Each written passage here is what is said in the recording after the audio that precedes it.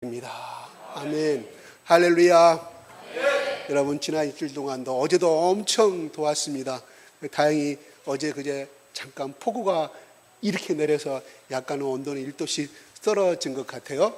덕분에 우리 농사를 짓고 비가 와야만이 살아갈 수 있는 그분들에게는 아주 고마운 단비가 되었고, 또한 많은 도움이 되리라고 생각합니다. 왜 하나님께서 이러한 나를 우리에게, 이 더운 날을 우리에게 허락하실까요? 가뭄을 우리 가운데 허락하실까요? 아직은 저는 모릅니다. 그러나 이 시간이 지나고 이 계절이 지나면, 또 몇 년이 지났을 때 또한 하나님께서 그 또 하나님의 섭리였다는 것을 또는 우리는 알게 될 줄로 합니다.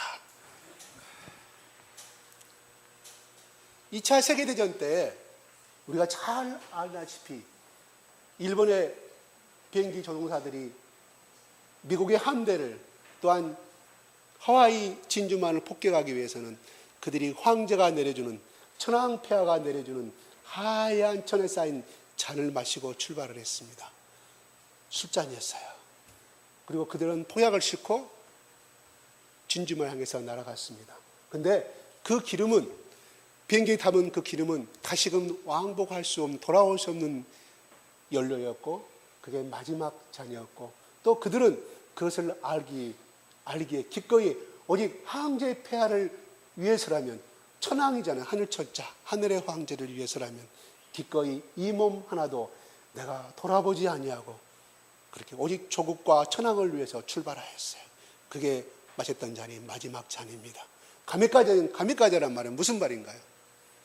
신이 부르짖은 바람이란 뜻이에요. 그래서 한자로 말하면 신신자, 바람풍자예요. 신이 부르짖은 바람이다. 그래서 일본말로 가미까제라고 그럽니다. 신이, 자기들이 믿는 신이 불어주는 바람, 이 유래가 어디서 됐냐면 1230년도쯤에 몽고군이 함대를 이끌고 일본을 침투하게 됩니다. 두 번 다 실패해요. 그때마다 풍랑과 폭풍이 불어서 몽골 함대가 다 멸망하고 말았어요.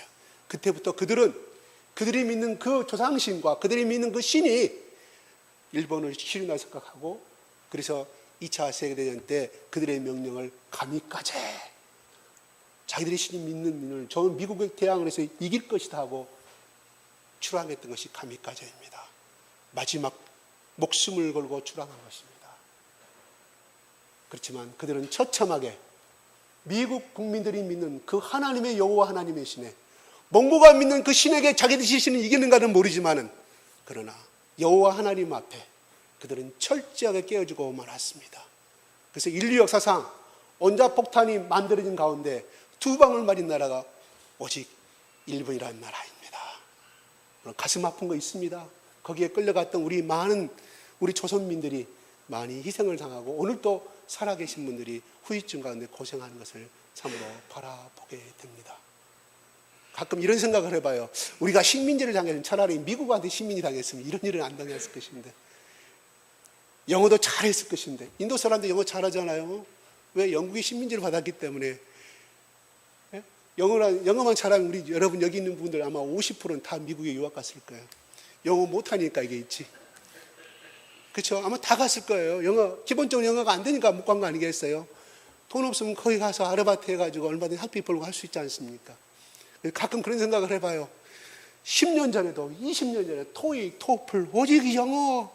지금은 초등학교 1학년부터 유치원부터 영어가 아니면 안 됩니다. 제가 어제 근무하면서요, 어떤 손녀 6살 먹은 손녀가 저를 보고 항상 인사를 해요. 너 네 할아버지 누구야? 저분이 어떤 사장님 손녀였어요. 책을 보여줘. 이거 누가 사줬어? 유치원에서 줬어요. 그래서 보니까 당나귀가 how many donkeys라 해가지고, 제목이 how many donkeys라 해가지고, 그런데 1, 2, 3, 4는 1부터 12까지 12까지는 영어로 해서 당나귀 그림 그려집니다. 너 영어 배워? 네, 유치원에서 날마다 배워요. 참 슬픈 현실입니다. 네, 슬픈 현실이에요. 네, 아무튼 좋습니다. 예남이었습니다. 자, 예수님이 잡히신 오늘 본문의 말씀이 밤 11시인지 새벽 1시인지는 나오지 아니합니다. 그러나 대부분 해석가들은 아마 11시부터 1시 사이 새벽 시간이었을 것이다. 왜? 예수를 따르는 백성들을 모르게 재판을 때리고 처분을 해야 되기 때문에, 왜? 민중의 소요가 일어날까 봐. 대제사장과 또한 그 당시에 오늘 12절에 천부장이 나오지 않습니까? 천부장은 뭐예요? 천부장은 600명 이상을 다스릴 수 있는, 오늘 같으면 대대장급 이상이죠. 그죠? 백부장은 소대장급, 중대장급 이상이고, 천부장이 동원할 정도로. 그건 뭔 말이에요? 적어도 600명의 로마 군사들이 동원했다는, 그것도 부족하여서 두 번째로 바리새인들이 보낸 수하 사람들, 뭔 말이에요? 그때 대제사장과 그 모든 기득권 세력들은 바리새인들이 잡고 있었어요. 로마와 결탁하여서. 그래서 오늘 보면은 예수님을 데리고 어디로 가냐면 안나스한테 가요. 안나스는 대제사장이 아니에요. 전 대제사장이에요. 그러면 종교재판을 하려면 누구를 데리고 가야 돼요? 가야바 대제사장을 데리고 가야 되는데 왜 안나스한테 데리고 가요? 안나스가 누구예요? 가야바의 현 대제사장의 장인이에요. 그러면 누가 했어요? 대물림 되는 거예요. 누구하고? 로마의 이 총독 빌라도하고 결탁에 대해서. 그렇게 제가 저번에 말씀드렸죠. 바리새인들이 오늘날 유대교 종교를 이루는데 주류를 이루고 있는 사람이 지금 현재 그래요. 그 당시에 왜 그러냐면, 다시 한번 말씀드리면, 그 당시에 로마의 결탁과 철저하게 로마의 권력과 결탁하고 했던 세력들이 바리새파란 말이에요. 그래서 그들이 살아남았기 때문에 그 세력들이 지금까지 2000년 동안에 그 세력을 유대 종교의 지도자로서 유지를 하고 있어요. 그러면 그 당시에 NS파, 사두개인파 싹 멸족당했어요. 왜? 끝까지 이거는 저 부정한 나라와 손을 잡는 것은 하나님 나라와 하나님 여호와의 율법에 어긋나는 거에 끝까지 대항을 했기 때문에 그들은 살아남지 못했다는 사실이에요. 오늘 여기에 보게 되면 예수님은 그들이 보낸, 유다가 앞장서서 그들이 보낸 앞에서 순수히 잡혀가는 장면이 나오고 재판을 갖는 장면이 나오게 됩니다. 근데 오늘 1절에 바라보게 되면 이 요한이 기록할 때, 사도 요한이 할 때 기드론 시내 건너편을 지나가사 동산이 있는데 제자들과 함께 들어가시니라 1절에 나와 있어요. 참으로 왜 사도 요한은 기드론이라는 몇 명을 썼냐는 거예요. 그리고 겟셋만, 다른 복음서는 겟셋만이라 써야 되는데 여기는 그냥 동산이라고 표현하고 있어요. 이것은 무엇을 의미할까요? 우리에게 주는 참으로 숨은 메시지가 담겨져 있습니다. 기드론은 어둠이라는 뜻을 가지고 있습니다. 예수님이 잡히신 날이 언제예요? 내일부터 6월절이 시작되지 않습니까? 그렇죠? 그러면 양을 잡는 날이 언제였습니까? 출애굽 출발하기 전에 양을 잡았잖아요. 바로 이 대낮에, 예수님이 지금 밤이죠? 새벽이죠? 밤인지 12시인지 잘 모르겠습니다. 작은 밤중이에요. 그러면 적어도 그 당시에 6월절에, 예수님 살던 당시에 6월절에 잡히는 양들이, 짐승들이요, 30만 마리 내지 50만 마리, 최대 50만 마리 됐습니다. 그러면 바로 그 예루살렘 성전 제단이 바로 그 앞에 있었는데 그 피가 흘러서 하수구 골짜기를 통해서 이 기드론 시내를 흘러갔다는 거예요. 지금도 기드론 성주순례 갔다 오신 분들은 조그만 개천가에 물이 흐르고 있답니다. 그때는 좀 더 컸었겠죠. 피 비린내가 진동했을 것이라는 거예요. 네, 피는 버려야 되니까요. 피는 땅에다 묻을 수 없었을 거 아니에요. 그죠? 그래서 해마다 그때 당시뿐만 아니라 예수님 전으로 올라가서도 6월절만 되면 그 피를 저장할 수 있는 폐수장치가 없었을 거 아니에요. 그래서 온 동네에 피냄새가 진동하였을 것이라는 거예요. 이 당시도 마찬가지로. 그런데 예수님이 기드론 시내를 건너 지나갑니다. 그럼 무엇을 의미할까요? 상당히 중요한 의미를 가지고 있지 않습니까? 벌써? 그죠? 예수님 2월절에 어린 양들이 잡힌 그 피가 흘러가는, 제단이 맞은 그 피가 흘러가는 곳에 예수님이 건너갑니다. 동산이라 표현하고 있습니다. 겟세마네의 동산. 이것은 올리브 기름을, 올리브 나무가 지금도 많이 있다고 합니다. 그렇죠? 올리브. 우리 여러분 지금 굉장히 올리브 기름이 끓는 정도가 많아가지고 우리 주민, 우리 가정주부들이 올리브 기름을 많이 써요. 그리고 그때 당시 중동도 그랬고 오늘날 유럽도 마찬가지지만 우리 한국 사람들이 제일 맛있게 먹는 것이 뭐예요? 모든 음식에 참기름이 들어가지 않습니까? 그들은 오늘날에도 그 당시도 마찬가지고 모든 요리에 올리브 기름이 들어갔어요. 올리브 기름이. 그게 끓는 온도도 없고 뭐 치킨을 하든 이게 튀김을 하든 간에 일반 기름으로 옥수수 기름이나 이런 것을 하는 것보다는 올리브 기름으로 하는 것이 훨씬 끓는 점이 높다 보니까 그 끓는 점에서 나오는 환경 호르몬이 적다고 그래요. 건강에 그만큼 좋다고 그럽니다. 아니, 그렇게 써졌어요. 저는 잘 몰라요. 예. 근데 오늘날도 모든 그들이 샐러드라든 모든 음식에 올리브 기름을 쳐 먹어야만이 맛있는 음식이 된다는 거. 제가 올리브를 몇 번 마셔봤어요. 눅눅해서 참 힘들대 마시기가. 참기름은 마음대로 먹을 수가 없어서 맛있는데, 예. 그렇게 넘어가는 것을 보게 됩니다. 예. 예수님은 이 땅에 오실 때 화려한 것으로 오지 않았습니다. 종의 모습으로 오셨고 가장 누추한 곳에 오셨고, 그는 하나님이 그가 예루살렘에 태어났지만은 베들레헴에 태어났지만 하나님은 그를 어디로 보냅니까? 나사렛으로 보냅니다.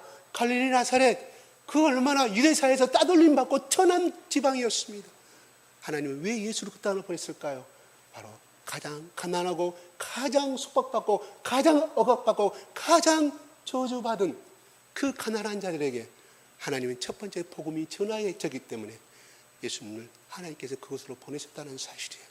이건 태초부터 하나님께서 예견된 것이고 하나님이 작정한 것인 우리는 너무나 잘 알고 있습니다. 그래요. 종교, 우리 4대 종교 그 성인들이라고 말하죠. 그분들 다 어디 됐습니까?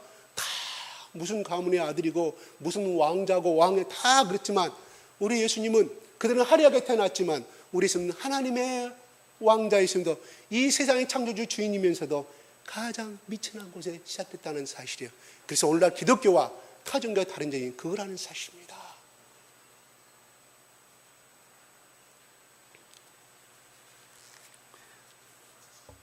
예수님은 병든 자에게, 가난한 자에게 하나님 명령하신 대로 다 행하셨습니다. 그러나 하나 행하지 않은 것이 뭐예요? 십자가의 잔이에요. 죽음입니다. 그 죽음의 마지막 버전. 다른 복음서는 뭐라고 표현되어 있습니까? 피가 땀이 되도록, 땀이 피가 되도록 했다고 표현되고 있지만 오늘 말씀에서는 그것은 그냥 생략해요. 누가 17장에서는 그냥 기도의 내용만 자세하게 표현되어 있습니다. 그리고 또한 오늘 보면은 베드로가 예수님을 3번 부인하는 장면이 나오지 않아요. 저주하는 장면이 나오지 않아요. 왜 그랬을까요? 사도 요한은 이 복음서를 기록하면서 목적이 뭐냐면 예수가 하나님께서 말씀하신 메시아다 그분임을 밝혀주기 때문에 그 필요하지 않은 모든 것까지는 다 쳐버리고 오직 예수가 하나님의 아들이었음을 유대인이나 이방인들에게 가르쳐 주기 위해서 이 복음서를 기록하였기에 왜 복음서마다 한 사건을 기록하면서 비평학자들은 그렇게 말하죠. 또한 예수를 모르는 사람들은 그렇게 한 사건인데 왜 저자가 4명인데 다 내용들이 조금씩 다르냐, 꾸미는 시나리오가 아니냐고 이렇게 말하지만 그런 성경을 제대로 모르는 사람들의 이야기라는 거예요. 한 복음서마다 하나님께서 그 저자를 통하여서 필요하기 때문에 너는 메시아적인 관점에서 이 말씀을 증거하기를 원했고 너는 가난한 자의 친구 되신 예수님의 목적하에서 복음을 전하기를 쓰기를 원하셨기 때문에 각자의 쓰임의 용도가 다 다르다는 것이에요. 복음서의 쓰임이. 그러나 중요한 것은 다 4개의 복음서는 예수가 하나님의 아들이요 메시아임을 공통적으로 증거하고 있다는 것입니다. 그런데 예수님이 땀이 피가 들어갔다는 것은 그게 요한복음에 증거되지는 않았지만 다른 복음서는 자세히 기록하고 있습니다. 그는 기도로 준비하였기 때문에 그는 이 일을 행할 수가 있었음을 우리에게 가르쳐주고 있다는 거예요. 하나님의 아들 예수님도 이렇게 땀이 피가 되도록 기도하여서 그거를 초조하고 얼마나 초조한 모습이에요. 나약한 인간이 예수를 결혼했어요. 어디에? 다른 복음서에. 나는 싫습니다. 이 자인 나에게서 옮겨주십시오. 나는 너무나 고통스럽습니다. 아이고, 십자가 지러 온 사람이 처음부터 끝까지 그 목적이 그것인지 아신 분이 내일 모레 바로 몇 시간 후에 준다는 그 사실을 알고 이렇게 비참하게 그냥 비겁하게, 어떻게 보면 나쁘게, 비평가적 입장에서 보면 나쁘게 비겁한 사람이에요. 예수님은 그렇잖아요. 빌어요. 이 잔을 내가 옮겨가달라고 빌만. 그러나 그것은 너무나 힘든 사건이기 때문에, 너무나 그 고통이 힘들었기 때문에 하나님의 아들 예수 그리스도도 이것을 실행하는 데서 인간의 육신을 입고 있기 때문에 그러한 세계로 돌입할 수밖에 없었다는 것을 우리에게 가르쳐주고 있다는 것입니다. 이 자는 기도로 준비하지 않으면, 하나님의 응답을 듣고 하나님께 주시는 힘에 의지하지 않으면 이것을 할 수가 없음을 우리에게 가르쳐주고 있다는 사실입니다. 베드로는 왜 실패했습니까? 베드로가 예수님 잡히신 날 바로 그 뒷장에 가서 말고의 길을 칩니다. 자, 600명의 로마 군사들 앞에서 다 무서워 떨고 있는데 베드로가 칼을 들고 있다가 대제사장의 종이 말고를 길을 쳐버립니다. 다른 복음서는 정확하게 오른쪽 길을 말씀해 주고 있어요. 예수님이 거기서 치료해준 대목이 나와야죠. 여기서는 그 대목이 안 나옵니다. 그런데 이 베드로는 참으로 용감한 사람입니다. 진짜로 자기 스승이 잡혀가는데 다 다른 종들은, 다른 제자들은, 자기 친구들은 무서워 떨고 도망갈 길을 찾아고 있는데 베드로는 용감하게 이것을 행합니다. 예수님이 내가 승자는 받겠다고 고백하신 그 고난을 승복하시는 예수님과 베드로는 그걸 대항하기 위해서 칼을 듭니다. 정말로 훌륭한 제자입니다. 우리가 예수님이 그 당시 12제자였다고 하면은 그 자리에서 우리가 칼을 들고 대항할 수 있었을까요? 안전무장한 갑옷을 입고 탁 창을 든 방패를 든 로마 군사들 앞에 10명만 와도 두세 사람만 와도 쩔어가지고 아무 말도 안 하고 베드로는 그것을 행합니다. 참으로 위대한 종입니다. 자, 여기까지 제가 좀 다음 때 말씀드릴게요. 자, 여기서 우리가 예수님이 혼자 기꺼이 홀로 고독하게 억울하게 이 마지막 순간을 당하고 있음을 우리는 재판장까지 끌려가시고 십자가에 죽으시기까지 우리는 잘 알고 있습니다. 예수님은 이 십자가의 잔을 마실 때 기꺼이 하셨다는 거예요. 기꺼이란 무슨 뜻일까요? 기쁜 마음으로, 자원하는 마음으로. 예수님이 살려달라고 기도하시는 분이 무슨 기꺼이 자원하는 마음이 아니라 그는 하나님께서 주시는 힘에 의해서 그 일을 행했다는 거예요. 하나님의 아들 예수 그리스도도 그렇게 하나님이 힘이 주셔야만이 그 십자가의 길을 갈 수가 있었음을 우리에게 말씀해 주고 있다. 하물며 우리에게는, 기도가 없는 우리에게는, 기도하지 않으면 우리는 어떤 말씀도 순종할 수가 없음을 우리에게 교훈해 주고 있습니다. 베드로는 자기 혈과 의로서 칼을 들고 있습니다. 세상 사람 눈으로 보면 다른 11명의 제자들은 비겁한 사람입니다. 오직 베드로만이 칭찬받을 수 있는 정말 훌륭한 제자였습니다. 그러나 베드로가 선택한 그 길은 하나님의 역사와 하나님의 뜻과 하나님의 계획을 반해가는 행위였다는 사실입니다. 인간적으로는 그는 훌륭한 사람이었지만 하나님 입장에서는 그는 사단이었고 마귀였다는 거예요. 그래서 예수님이 내가 십자가 지고자 하실 때 베드로가 발을 붙잡고 예수님 죽으시면 아닌 사단아 물러가라고 말합니다. 그때 그 베드로나 3년 반 전의 베드로나 오늘 말씀에 나오는 베드로나 하나도 변하지 아니한 베드로를 볼 수가 있다는 거예요. 그의 인격이 변하지 아니하였습니다. 그의 본성이 변하지 아니하였습니다. 그가 그렇게 한 이유가 무엇일까요? 왜 그렇게 했을까요? 자기 나름의 계산이 있었던 거예요. 왕이 되면 자기는 자의정이 되고 국무총리가 되고 꿈을 갖고 있는 사람이 그 꿈이 깨어지는 순간 가운데 있을 때 무엇이든지 오직 그런 3년 반 동안 그 꿈은 그것이었다는 사실이에요. 세상에서 성공하는 길이요, 세상에서 축복받는 길이요, 명예를 얻는 길이요, 동력을 얻는 길이었습니다. 그는 하나도 변하지 않았어요. 3년 반이나 3년 반 후, 3년 반 전이나 똑같다는 사실입니다. 그럴 때 베드로는 하나님의 어긋난 짓을 하나님이 싫어하고 예수님이 싫어하는 행위를 할 수밖에 없었습니다. 예수님이 뭐라고 합니까? 칼로 만다는 칼로 망한다. 검을 다시 집어넣으라고 말합니다.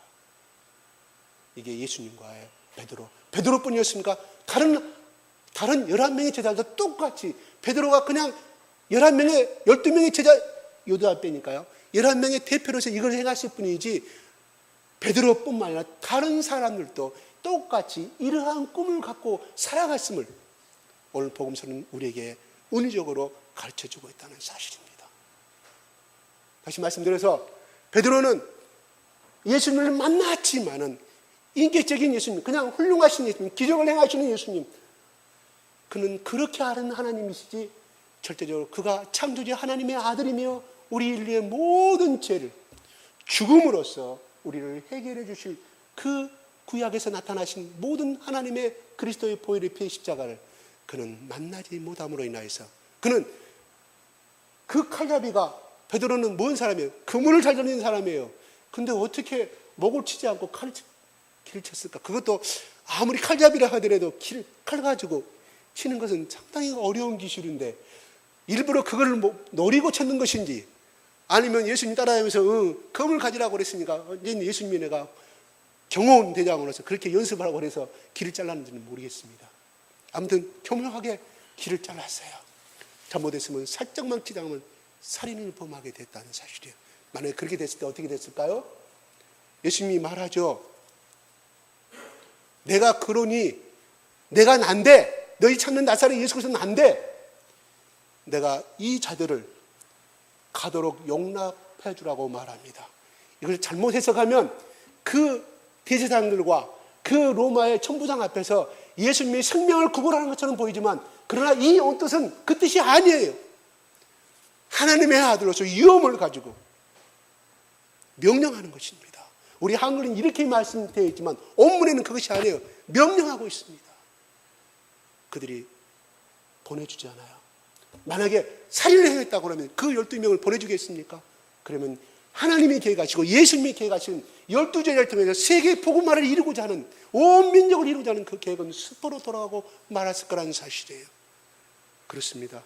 우리의 의와 우리의 혈은 우리의 지식은 사람을 죽이고 사람에게 상처 주고 하나님의 역사를 방해하는 것밖에 되지 않습니다. 우리의 지식 갖고 인간을 구원할 수 있고 오늘날 2000년을 출발한 이 교회가 세워졌다고 하면 절대로 세워질 수가 없습니다. 세상의 역사는 칼과 강한 자만이 살아남습니다. 그러나 하나님의 역사는 예수님의 역사는 성기고 낮아지고 죽어져만이 생기는 역사가 바로 하나님의 비밀에 예수 그리스도의 성김의 원리에 담겨 있다는 사실입니다.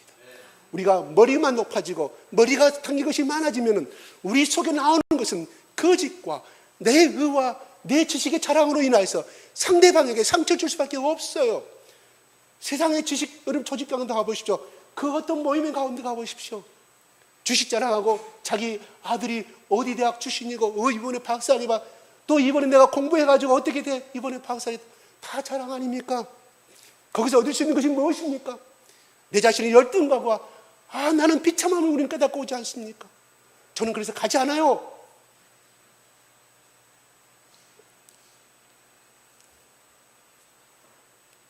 그래서 베드로는 그와 그 자기의 혈기가 자기의 옳음이 정당하게 행했기 때문에 정당하다기 때문에 그 길을 친 것입니다.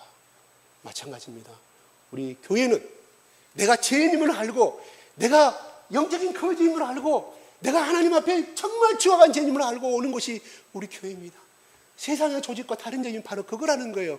내가 병든 자임을 고백하는 것이고 내가 죄인임을 아는 것이고 내가 부족함을 아는 것입니다. 처음에 교회에 오는 사람들은 잘난 맛에 오는 거죠.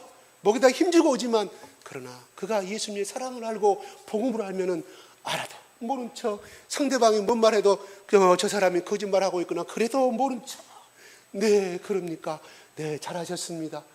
이게 우리가 세상 사람들에게 해야 될 예수 그리스도의 우리가 원하시는 오늘날 우리에게 예수 그리스도의 은혜를 입은 자들의 행위며 고백이라는 사실입니다. 내 의가 앞장서면은 우리는 내 가까운 우리 교인들의 뿐만 아니라 다른 사람들에게 우리는 상처 줄 수밖에 없다. 끊임없이 왜 우리는 죄악의 본성을 있기 때문에 잘나면서 살기를 원하고 내가 많은 것을 알기를 상대가 인정해 주기를 원하는 그런 속성을 가지고 있기 때문에 끊임없이 자랑합니다. 그럼 뭐예요? 나보다 못 배운 사람은 어때요? 이 교는 내가 올 곳이 못 되는구나. 나는 초등학교도 겨우 나오려면 글자 겨우 아는 사람인데 떠나버리고 만나는 사실이에요. 이게 세상 사람들과 우리 교회의 다른 점이라는 사실입니다. 굳이 변은 읽으면 읽을수록 고개를 숙인다는 비유를 하지 않더라도 우리는 예수님은 알면 할수록 내 앞에 드러나는 것은 죄악밖에 없고 추악함밖에 없기 때문에 자랑할 것이 없다는 사실. 이게 우리가 날마다 예수님 앞에 우리 자신이 발견돼야 할 위치요 점이라는 것이고 예수님이 우리에게 향하신 그 사랑의 눈빛이라는 거예요. 베드로가 축에서는 세상의 권력과 명예고 부자였습니다. 오늘 여기에 우리가 앉아 계신 분들이 나는 이 교회 나가서 오늘 예배 참석함으로 해서 내가 11조의 축복을 얻고 내가 더 부자가 되고 더 많은 부동산을 갖고 더 큰 아파트를 갖고 해서 오셨다고 하면 물론 그것도 괜찮아요. 괜찮습니다. 그건 나쁘다고 생각하지 않아요. 그러나 우리가 그 우선순위가 앞으로 가야 한다는 거예요. 이것은 뒷순위로 가야 되는 2, 3위, 제 4순위, 5순위로 가야 한다는 거예요. 누가?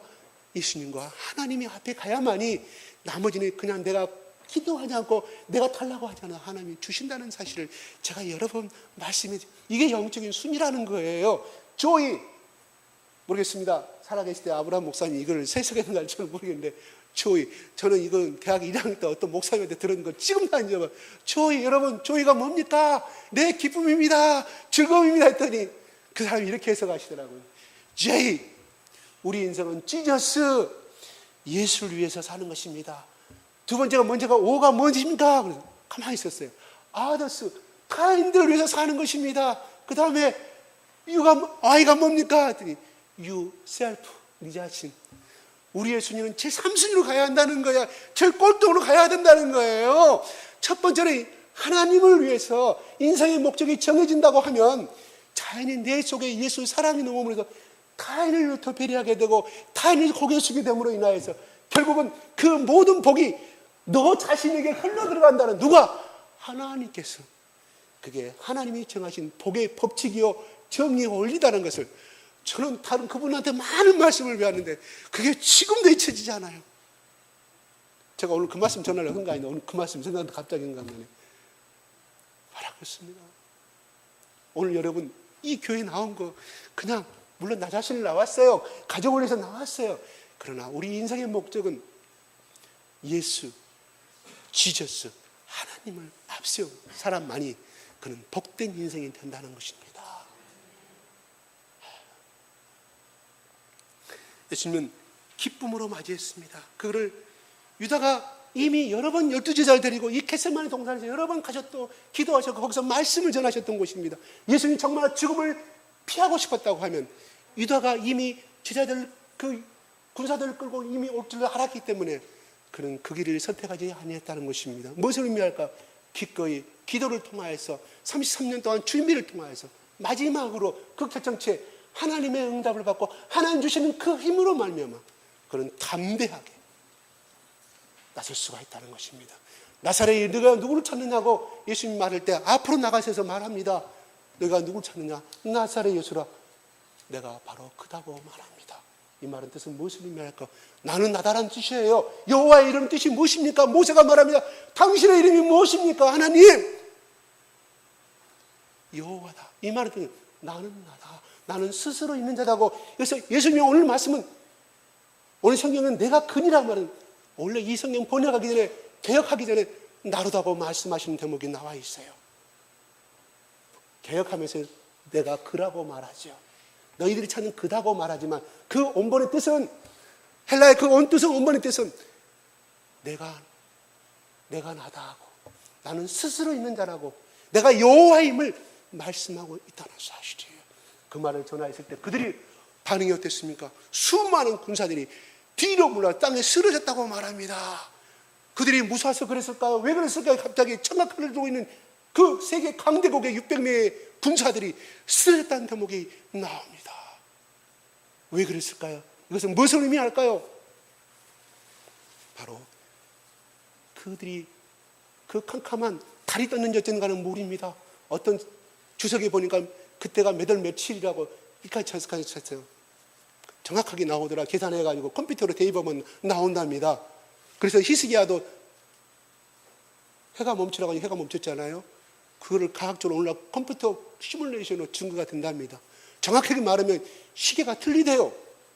주기 도는 시간과 그 시간을 맞춰서 그게 바로 히스기야가 태양이 멈추라 했을 때 태양이 멈췄다는 거예요. 이건 천문학적으로 의학적으로 증거하기 위해서 창조과학자들 내는 책에 담겨져 있습니다. 한번 참고 좀 나중에 읽어보십시오. 그 이야기는 그 이야기고 나는 나다 하고 말합니다. 그는 캄캄하고 어두운 밤이었지만은 그들은 예수님에서 나오는 그 유언과 영적인 광채와 영적인 눈에 그들은 스스로 쓰러져 버리고 말았다는 거예요. 유학가에. 그래서 출애굽 당시에 그렇잖아요. 모세여, 당신이 여호와 하나님 말씀을 두고 우리한테 선포하시지, 하나님 여호와가 우리 앞에 나타나셔서 말씀하지 말도록 하옵소서. 왜? 우리가 하나님의 영광을 보는 순간에 죽을까 하노라고 두려워서 거기 12지파 장로들과 모든 200만인 그 목이 꼿꼿한 그 백성들이 그렇게 하소연하는 장면이 출애굽기에 기록되지 않습니까? 마찬가지로 그 거룩하신 하나님의 아들이신 예수님이 그들 가운데 내가 그러다고 말했을 때, 나는 나라고 고백했을 때 그 하나님을 모르는 군사들이 쓰러지고 엎드릴 수밖에 없는 엄청난 위험과 강체가 빛나고 있었음을 우리는 헤아려 알아볼 수가 있다는 사실이에요. 예수님은 다른 복음서에 12군, 내가 천사 12군단을 갖다가 내가 동원하여서 내가 저들을 다 쓸어볼 수가 있지만 예수님은 그 길을 선택하지 아니하였습니다. 얼마든지 지금도 자기가 그 당시에 그 현장에서 천사들하고 오늘하게 했으면 그 싸움하는 미가엘 천사와 모든 천사들이 와서 그들을 다 죽여버릴 수가 있었지만 예수님은 그 방법을 선택하지 아니하였습니다. 힘과 무기는 사람을 살려고 합니다. 죽음을 낳게 됩니다. 끝없는 포복을 낳게 되는 것이 우리 인간사의 피비린내 역사의 사건 아닙니까? 그러나 예수님의 역사는, 하나님의 역사는 그것이 아닙니다. 그들을 인정하고 그들 앞에 하나님의 미랄이 있어서 억울하지만 고개 숙이고 나갔을 때 바로 하나님이 예수에게 주신 사명이요, 그 길이 가야 될 길이었고, 이게 하나님이 이 땅에 우리를 사랑하는 모습이고 이 세상을 움직이게 하는 모습이라는 사실이에요. 왜 천지의 창조주 하나님께 지금도 우리가 싫어하는 저 적대 국가들 다 쓸어버릴 수가 있는데 왜 그 방법을 사용하지 않을까요? 하나님 그 방법을 사용하지 아니합니다. 왜? 그 나라에, 그 국가에 하나님이 구원하기로 선택하신 민족이 있기에, 하나님의 자녀들이 있기에 하나님이 그 방법을 사용하지 아니한다는 것입니다. 여러분, 오늘 본문에서 예수님을 체포한 사람이 누굽니까? 대제사장들이라고 했습니다. 대제사장 2명 이상 왔다는 뜻이에요. 두 번째, 누가 왔습니까? 유다가 왔어요. 로마의 군사들이 와서 바리새인들이 부리는 예루살렘 성전을 지키는 성전의 군사들이 왔습니다. 누가 체포했습니까? 그래요, 그들이 체포했습니다. 그러나 그들이 체포한 것이 아닙니다. 하나님이 스스로, 내가 12군사의 천사를 보내서 저들을 멸할 수가 있지만 스스로 하나님이, 예수님이 나가셔서 스스로 체포 당하신 것이지 그들이 체포한 것이 아니라는 것입니다. 스스로 자기 목숨을 스스로 던져서 그들의 손에 잡히시고 십자가에 죽으셨다는 사실입니다. 저는 이런 걸 통해서 이렇게 생각합니다. 야, 너희들아, 내가 2000년 전에 그걸 잡힌 거고 내가 십자가에 죽은 것은 내가 그들의 억지로 마신 것이 아니고 너를 위해 내가 십자가에 기꺼이 그 잔을 마셨느니라고 우리는 한번 그 음성을 기도 중에 들으시기 바랍니다. 내가 너를 살리기 위해서 한 방울도 남기지 아니하고 내 심장의 마지막 피까지 흘리고 내가 그 잔을 마셨느라고 우리는 그 음성을 들을 줄 아는 것이 복된 인생인 줄로 압니다. 예수님은 그 잔을 홀로 마셨습니다. 베드로가 같이 마시려고 어디까지 따라갔어요? 가야바의 대제사장 뜰에까지 찾아갑니다. 빌라도의 간청의 뜰까지 찾아갑니다. 멀찍이 서서 가만히, 다른 제자들은 다 도망갔지만 그 옆에 서 있는 사람은 요한의 기록은 안 되어 있지만 따라갔습니다. 그는 뭐예요? 왜 따라갔을까요? 십자가를 지기 위해서요? 네? 고통에 동참하기 위해서요? No! 5,000명을 모시고 수많은 기적을 일으키신 그 하나님의 아들, 그 메시아가 빌라도 앞에서 어떠한 기적을 일으키신가? 저기서 기적만 일어나면 나는 국무총리가 되는 그 욕심 가운데 따라간 거예요. 성경은 그것이 안 되어 있지만 베드로의 처음과 끝을 바라보면 그렇다는 거예요. 성령 받기 전에 부활하신 예수 그리스도를 만나기 전까지는 베드로는 그랬다는, 누가?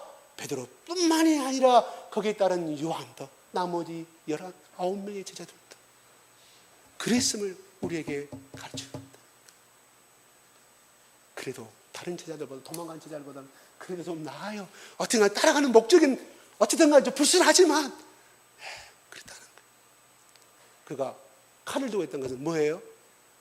제가 항상 이야기하죠.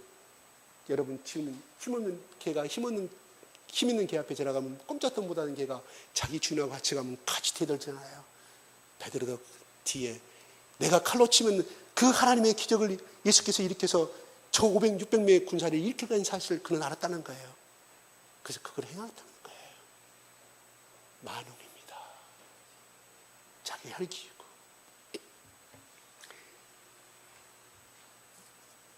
이 세상의 죄를 씻기시는 분은 하나님께서, 이 세상의 주인께서 명령하셨습니다. 오직 요한복음 3장 16절 오직 예수 그리스도 이해는 우리의 영생을 얻을 수 있고 죄를 탕감받을 수 있는 정해주지 않았어요. 오직 예수님만. 오직 예수님만. 예수님 위에 구원이 있다는 것은 그는 이단입니다. 절대로 이단입니다. 논쟁하지 마십시오. 변론하지 마십시오. 끌려갑니다. 만나지도 마십시오. 이미 구원의 영 가운데 이단의 영 가운데 사로잡힌 사람들은요, 차라리 우리 다른 종교 갖고 있는 사람보다 더 구원하기가 쉬워요. 그런 사람들이 이단의 사람은 절대 굽히지 아니합니다. 같은 종교라고 하지만 영이 다르기 때문에 틀리다는 사실이에요. 참으로 불쌍합니다. 독생자 애들 둘이 아니고 외아들이라고 그래서 독생자 외아들 아닙니까? 둘이 아니고 하나라는 거예요. 누가? 하나님께서 그렇게 정하신 거예요. 주인이 이 하나님을 만든 세상을 만드신 주인이 그렇게 명령하셨으면 그게 법이고 그게 원칙이라는 거예요. 왜 그렇습니까? 전번에 제가 교통법규 여러분 형법을 만들고 민법을 만든 것은 뭐예요? 모든 국민들이 행복하게 살기 올바른 길을 가기 위해서 그 법을 만드신 것처럼 우주의 주인이신 하나님께서 왜 그 법을 만들었을까요? 바로 독생자 예수 그리스도를 통해서만이 우리 인간의 참 인성을 회복할 수 있으며 가치를 회복할 수 있었음을 알기에 그 방법밖에 없다는 사실을 예수님이 알았다는 거예요. 다른 방법은 아무리 천지창조자 하나님께서 고민해봐야 안 되기 때문에 마지막 정답이 이것이었다는 거예요. 누가? 우리의 아버지고 우리의 주인 하나님이 그렇게 정하신 법이라는 겁니다. 우리 그분만이 이 잔인한 십자가의 잔을 마실 수가 있다는 것입니다. 그는 3번이나 계집종 앞에서 부인하고 나중에 저주했다고 그러잖아요. 다른 복음서에 뭐예요? 그냥 예수님은 저주한 건 똑같은 거예요. 내가 저자의 제자였다면 난 저자와 같이 그렇게 멸망한다는 것이 예수님은 저주한 거라니까요. 그게 의와 혈기를 가진 기도하지 아니하고 살아갖고 잠을 자다가 일어나가지고 얘가 군사들이 떨어져가고 오니까 베드로가 일어났을 거 아니겠습니까? 그가 갖고 있는 3년 전 반년에 갖고 있는 그 의와 혈기를 가지고 의리의 사나이 베드로가 칼을 휘두르면 그는 실패했다는 사실입니다. 뭔 말이면 네가 계집종 네가 말한 대로 저 사람의 제자였다고 하면 나는 내 손에 창을 지지겠다고 그거랑 똑같은 거예요. 예전에 어떤 분이 그렇게 말씀하셨어요. 근데 약속을 안 지키더라고요. 예수님의 잔은 아무도 마실 수가 없다는 거예요. 오직 하나님께서 그 길을 예비하신 그분만이 그 길을 갈 수가 있다는 사실입니다. 베드로의 가슴에 계집종 앞에 3번 부인한 베드로 가슴에 예수님 사랑하는 마음이 없었습니까?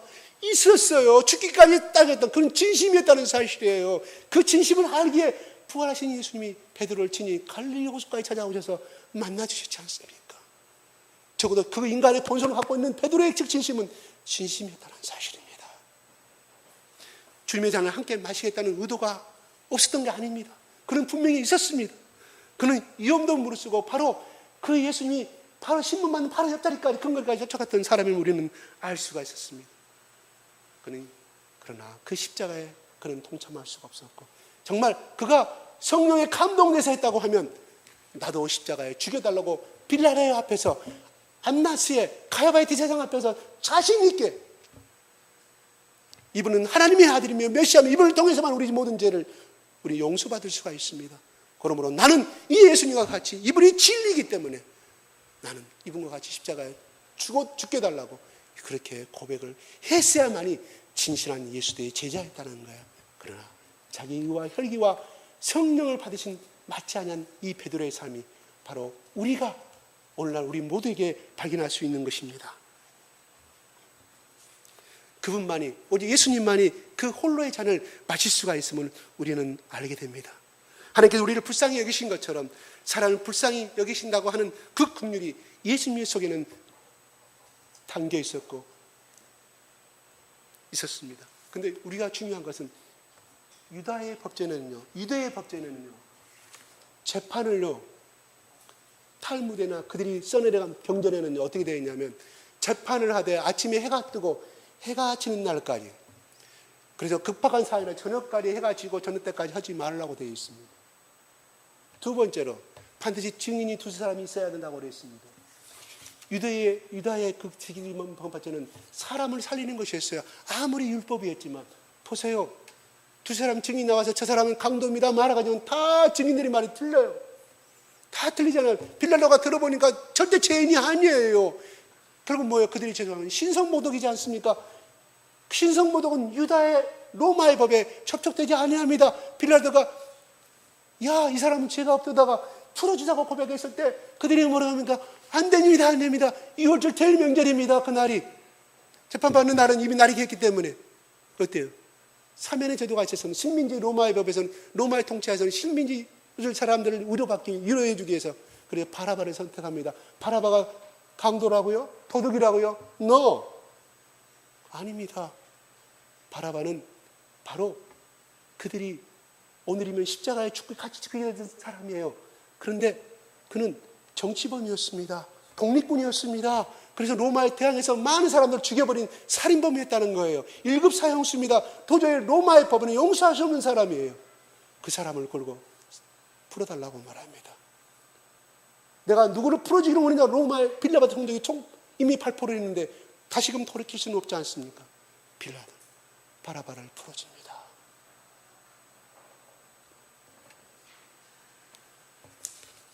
그들이 얼마나 불법적으로 재판했는지 알 수가 있습니다. 말합니다.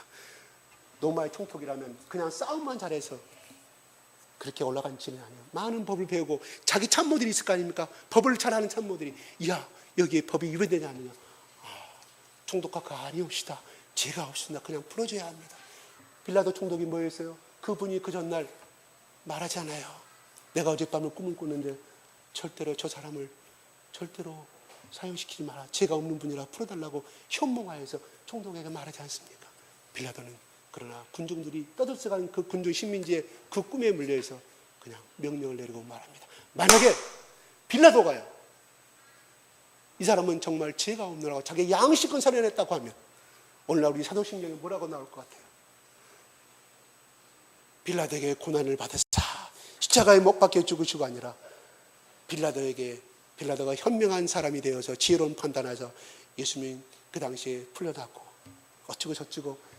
빌라도라는 이름은 오늘날 우리 모두에게 2000년 후 모두에게 천주교인이 됐든 기독교인이 됐든 간에 모든 사람들에게 빌라도는 위대한 사람으로 용감한 장수로 우리는 훌륭한 낙인이 찍을 것이며, 빌라도의 그 후손들은 지금도 예수 믿는 사람이 있겠죠.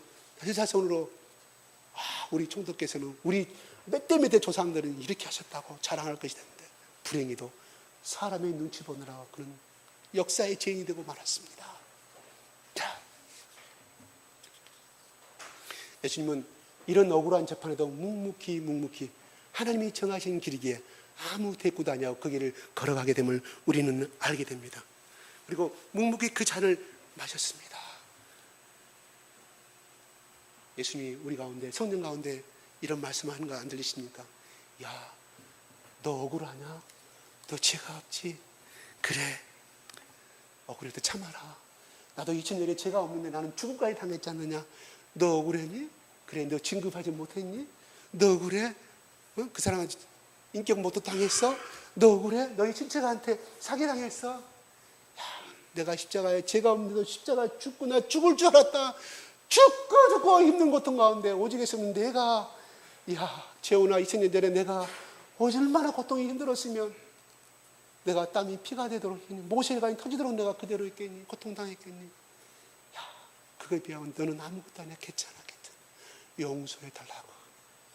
바로 예수를 참으로 만난 사람은 그렇게 돼간다는 거예요. 그런 음성을 듣는다는 거예요. 우리 힘으로는 할 수가 없어요. 누가 합니까? 바로 예수님과 똑같이 역할을 하신, 나와 같이 안고 있고 싶어서 도와주기 위해서, 위로해주기 위해서, 억울함을 풀어주기 위해서 하신 예수님 보내신 보혜사 성령님이 내 마음속에서 하신 음성을 들어야 한다는 것입니다.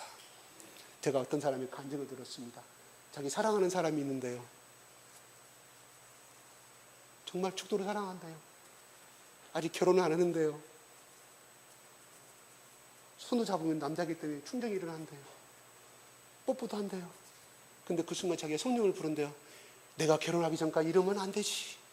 성령님을 부르면 그 생각이 툭 떨어져 나간대요. 참으로 신기합니다. 제가 그 간증을 듣고, 야, 너는 예수가 필요 없는 사람이고 너는 성령님의 도통되는 사람이라고 제가 이야기했습니다. 자기는 뭐든지 어떤 고난이 오고 어떤 말씀이, 자기 상관에 어떤 말에도 불쾌한 감정이 일어날 때 성령님 부르면 그 불쾌한 감정이 싹 사라져 버린대요. 신기하죠? 바로 그 예수님이 우리의 그 마음을 하시고 올라가실 때 그랬잖아요. 너희 성령을 받을 때까지 예루살렘을 떠나지 말라. 어디에서? 최후의 만찬 때 마가다락방 떠나지 말라고 말하지 않습니까? 그래서 베드로가, 비겁했던 베드로는 우리가 사도행전 잘 알다시피 얼마나 위대한 인생이 되었으며 십자가를 거꾸로 지고 자기는 예수님이 가신 그 길을 나도 같이 즐거움으로 가겠다고 자기 의지와 자기 혈기로 간 것이 아니라는 것입니다. 자기 지식으로 간 것이 아니라는 것입니다. 성령님이 그 마음속에 그렇게 생각을 주입하시고 그 생각을 주시니까 그를 이기고 그를 즐겁게 모든 제자들이 그 길을 하나처럼 모든 제자들이 그렇게 그 길을 선택하고 갔다는 사실입니다. 우리는 매일매일 우리를 죽이는 것이 십자가에 가는 길인 줄 압니다. 여러분 혹시 친척 간에 저 친척이, 저 할아버지, 작은아버지가 우리 집안에 피해를 줬고 저 큰아버지가 우리 재산 다 가져갔어, 나는 절대 용서할 수 없어. 우리 가정들이 참만 이런 경우가 많이 있습니다. 재산 때문에 다 그래요. 그렇죠? 그래서 명절날에 뭔 사건이 터져요? 푹 사건이 터지지 않습니까? 적어도 우리가 예수 믿는 사람이라면 그거 뭔 필요가 있어요? 우리는 천국을 예약한 사람들입니다. 천국을 이미 티켓을 갖고 있는 사람이에요. 우리가 이 세상 사는 목적이 성공하게 사는 것은 아니지 않습니까? 명예롭게 사는 것이 아니지 않습니까? 우리 영원한 나라, 그 아버지 하나님의 나라, 눈물이 없는 나라. 나는 가끔 제 아내에게 그럽니다. 나는 조옥제사님이, 당신 어머니 조옥제사님 너무 빨리 가셨다고. 왜? 천국에서는 지팡이 짚지도 없고 그 남난 옷을 입지도 않고 머리가 24시간 매일매일 아파서 성경책을 보지 않으면 살아갈 수가 없는 그런 분이에요. 여름이면은 저는 그분을 처음 만났을 때요, 거지 할머니인 줄 알았어요. 정보를 전혀 안 줬어요. 자기 어머니는 이런 분이라고 전 정보를 하는데, 송정역에 서울에서 내리시는데 송정역에서 딱 내리시는데 무슨 정말로 하얀 남루한 수건도 다 때가 묻은 것이 아니라 다 떨어진 수건이었어요. 이만한 보따리 이렇게 짊어지고 그 여름에 곤색 두꺼운 치마를 입었어요. 그리고 얼굴 눈만 나와 있어요. 영락없이, 제가 표현이 죄송합니다, 남루한 거지였어요. 나는 충격받았어요. 근데 달려갑니다. 마리아 선교사님이 달려가고 제 아내가 달려가서 엄마하고 다녀서 충격을 얼마나 받았겠어요. 조금이라도 힌트를 줬어야죠. 자율신경이 조성이 안 되기 때문에 여름에도 수건을 들고 써야 되고 그렇게 살았습니다. 마음대로 밖에도 못 돌아다니고, 자기 꿈은 하나님의 복음을 들고 저 시골뿐만 아니라 온 한국뿐만 아니라 저 비행기 타고 일본에 가서 복음을 전하는 것이 그분의 꿈이었어요. 육신이 마음에 안 들어주는 거죠. 병에 시달리는데. 그래서 저는 당신의 어머니 조옥제사님은 천국 빨리 간 것이 행복이라고 이야기해요. 거기는 건강한 모습으로 정말 아름다운 처녀의 모습으로 변해 있을 것이라고 제가 그렇게 이야기를 합니다. 그렇습니다. 우리는 이 세상 삶은 분명히 정말로 어둡고 힘듭니다. 제가 잠시 제가 맹학교도 좀 있었거든요. 교사로. 여수고고 공부 그만두고 그 애들한테 제가 물어봤어요. 야, 너희들이 꿈을 꾸니? 물어봤어요. 그랬더니 꿈을 꾼대. 그럼 어떠니? 했더니 다 보여요. 칼라도 보이고 다 꿈을 꾼대요. 제가 그 책을 못 해봤잖아요. 그래서 물어봐서 궁금해가지고 제가 그 이야기를 들으면서 천국도 그러겠구나. 천국도 그러겠구나. 그래요. 우리가 살면서 이 세상 삶은 매일매일 사는 것은 참으로 참 그렇죠. 내일 아침에 또 여러분 출근해야 되고 다 살아갑니다. 그러나 우리는 영원한 천국의 소망이 있기 때문에 내가 이 세상에서 홀로 고독하게 믿음의 중심을 살아가지만 예수님처럼 기꺼이 자원하는 마음으로 내가 날마다 내 십자가를 지고 부인하고, 그래 억울한 일이 있어도 그래 예수님 사랑하면, 예수님 생각하면 이 억울함은 아무것도 아니지, 형제도 용서할 수 있으며 내 큰아버지도 용서할 수 있고 그 누구도 용서할 수 있는 마음으로 우리 성령께서 우리를 빚어가 주시고 우리를 이상의 그런 복된 인간으로 써주실 것을 믿습니다. 기도하겠습니다.